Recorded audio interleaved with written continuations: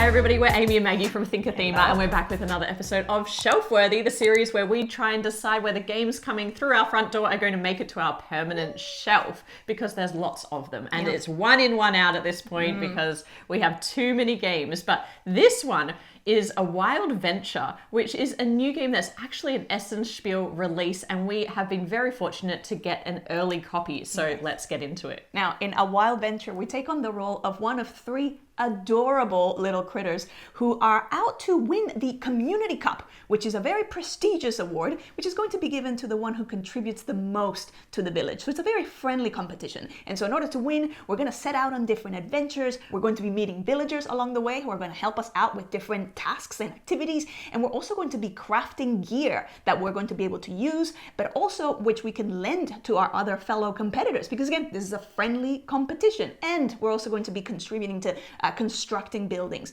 Whoever manages to do all of this in the most efficient way will be awarded the Community Cup. Now, speaking of efficiency, this game is all about engine building, but it has an interesting little twist. As it says on the back of the box, you are going to be dismantling your engine in this game. So you build it up and then you're trying to tear it down as quickly as possible. And why is that? Because it's only cards that move through that engine that are going to score points for you at the end of the game. So in this game, you are building 3 rows of cards in your tableau: the gear, the villages, and your buildings. Now, what's interesting when you build gear or villages is that they're going to have tokens placed on them that every time they get activated or you use them, those tokens are going to be removed. Once they have no tokens left on them, they're going to be put into your scoring pile. So you need to move them through your engine. The buildings, well, they actually stay there. You build those and then they're going to give you opportunities to invest in different little ventures along the way to score victory points at the end of the game. There's also a map between the two players where you can go out on little adventures to find things that you need, like precious coins that you're going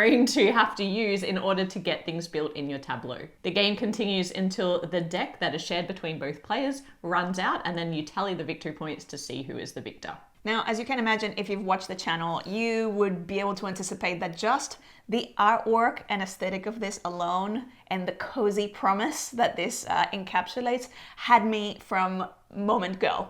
And the design team, it is husband and wife, isn't it? Yeah, that's my understanding. The wife is the artist? Yes, correct. And I was just immediately drawn artwork alone to this. And then the fact that there's so many cards, like all the cards feel like they have like the illustrations are so gorgeous and not like the same thing kind of repeated over and over. It's like there's all of them kind of create this beautiful little scene. So the actual gameplay of it was quite interesting because I do have all these cards in hand where you're doing a fair bit of card reading in this game, because there's quite a lot of, like, every card has a unique sort of ability or thing that it triggers or how it works.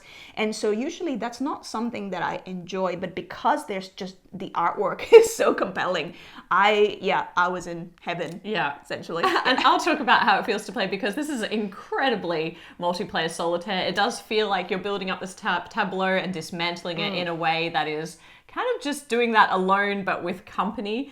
So I did find, for me, it was a little bit too quiet and a little bit too isolated. Sometimes I'd go and do something else while Maggie was taking her turn, and then I'd return back. Now, there is a little bit of positive player interaction. So they have tried to increase that interaction level a little bit through the use of the gear. So basically you can earn coins from other people's gear if you trigger them. But that also helps the other player by clearing off their gear so it can get into their scoring pile. So there is that interesting dynamic to watch, but for the most part, I felt like I was just kind of waiting for Maggie to finish her turn. Yeah, it's actually also quite crunchy. So it's not just one of those, it's just this sort of very simple, like, I'll do this and that. It's like there's quite a lot of things to keep in mind, knowing that also the way the scoring works is not like initially super intuitive, because it's like there's a couple of things going on. There's this sort of combination of villagers, kind of like almost like sets, the one you have the most of times the ones that you have the least of by the end that you've managed to kind of tuck away. And then even with the buildings, it's more like a multiplier with the gear, the cards that you've tucked. And so you're constantly kind of balancing all those things. So it's not the kind of game that on first play of like, okay, I got it, and that's it, and I'm done. It's like, no, this actually rewards multiple plays where you can kind of get into it. And I don't usually like a lot of card reading either. There is a lot of that, so there is a bit of a learning curve with this game. But I did find that over multiple games, I started to get to know the cards a lot better. And I started to get really excited when I pulled a card that, that's one of my favorite cards. And thematically, they're very cute. So that helps kind of create that memory network, especially if you're into this kind of thing. Now, with all of that said, and you probably already know my personal taste is for a lot of interaction and not this multiplayer solitaire style game. And so my gaming arc or my enjoyment arc with this game was quite interesting because at first I was not that into it. I was a little bit bored and I was like, maybe this is not a game for me. This is a game for Maggie. And then the more I played it, the more I kept thinking about it. And I kind of, once I got to know the cards, I'm like, okay, now I'm going to come back and I'm going to optimize this. And when I got into the later stages of playing this game, I found that I got a little bit frustrated at the luck of the draw of the deck. Now, the deck itself is the timing mechanism in this game, and so there's not a lot of cards that give you a powerful draw ability, and so if you do get stuck with a hand of cards that you can't do anything with, it can be a little bit challenging. Plus, the game sets you up for a lot of big moments. So because you're clearing off the gear, and when they get cleared off, some big thing happens. Often you need to have the right cards in your hand in order to leverage that event. So it's going to give you the ability to play a card for free out of your hand of a certain type, but maybe you can't find that type of card, and so you spend all these turns trying to set up for this big move. So I found that I got a little bit frustrated in trying to be over analytical with this game and trying to optimize my game perfectly. That is not a game for this. So for me, it's kind of stuck slightly between cozy multiplayer solitaire versus like trying to make it something that it's not, which is probably this ability to really, feel like I made every correct move along the way. So I think you have to embrace the adventuring. So if I can't do something with my hand of the cards, I'm going to go out and get some other stuff, and some of that stuff is going to be a surprise, and then I have to work with what I have. Yeah, interestingly for me, I usually prefer the approach of like, I'm going to pick a strategy and I'm just going to see how this plays out. And with this game, yeah, you're right, because you're kind of you're tied to the fate of what you're going to draw or not draw. You have to be a lot more tactical, which is one surprise. You're usually much better at that than me. Like I get so stuck in just like, well, this is the thing that I wanted to try. Whereas you're like, no, I'll just pivot based on, and this is the kind of game where you have to pivot based on what you're drawing. I think it's because the cards set you up for these big moves. And so there is a long-term strategy where you're thinking, okay, I'm going to go out there and trigger this, which will trigger that, which will do this. But it, sometimes you're at the mercy of what's happening and the cards you're drawing. Because as you were saying that, I was like, what do you mean big moves? So this sort of shows how, like, because I'm a much more instinctive kind of player, I'm like, okay, it's like, oh, well, I didn't line that up. So it's like, I guess I'll just waste that little element or that little, I wasn't as frustrated by that, because I wasn't as frustrated by like, well, how do I completely optimize this if I'm depending on some key things sort of happening? Yeah. And as we mentioned, the scores were always really close. Like there was not much in it between who was winning each game of this, which was frustrating and kept us playing. But that's an interesting marker because I'm trying to optimize and Maggie's just, going with the flow. I'm going on a wild venture every time. I should say, like, because you were saying, like, it was frustrating for you. I wasn't finding it frustrating. Like, I was actually enjoying every single time that we played it. I was really enjoying myself. I also was surprised by this addition of, like, they have these different decks that you can swap in to create a bit of a different experience. So you can actually shift the kind of like the difficulty, and also even the map has two sides. So there's one side that's a lot more friendly, and it's just, you're kind of going on your very happy wild venture, but then the other side is a little bit more treacherous in the sense that some of the pathways cost you money, so it's the game is then kind of pushing back on you a little bit. So when we think about what we'd want to change about this game, for me, I can completely appreciate the type of person that will like this game. It's probably not one for me as much. But one thing that I found myself a little bit like, I wish that was worth more, were the buildings. So the buildings, that once you have 3 buildings and you've enchanted those, you've kind of maxed out the number of points you're going to get. You can you can invest in those buildings, which is where you get points. But sometimes, towards the end game, if you've got a hand full of buildings, you're not going to be able to have time to invest in them. So if they had some built-in points of some kind, I would feel more incentivized to build them. And sometimes I just got stuck with a handful of buildings. So that was one thing where I was like, I wish they'd done something around the buildings to make them a little bit more point forward at the end game. Okay. For me, it was just, even from the first game that I was playing this, and I was noticing how multiplayer solitaire was, which I usually love, but ironically, even though it's all positive interaction, I was just like, come on, take your turn. I just want to go back to my turn.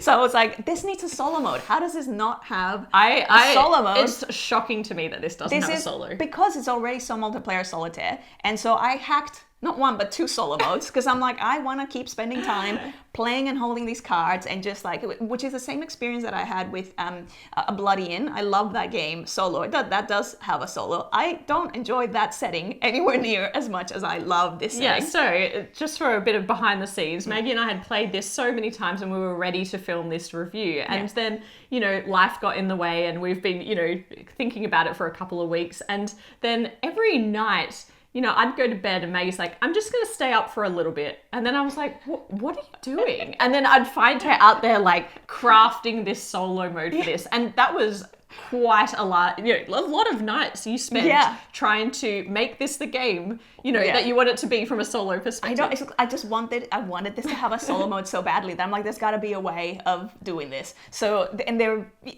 I'll put it in the comments, like the two ways. So there's one that I hacked that it was like, this is the kind of simplest, easiest way that kind of doesn't get in the way, and you're just essentially replicating a bit of you beat your own score type thing with a little bit of what the positive interaction would be. And then I created another one that's more like recreating an opponent, and that's a little bit more facilitation. I'm like, I wouldn't do this, but if someone's into that, like I want to see if I beat the opponent, then you can use that one.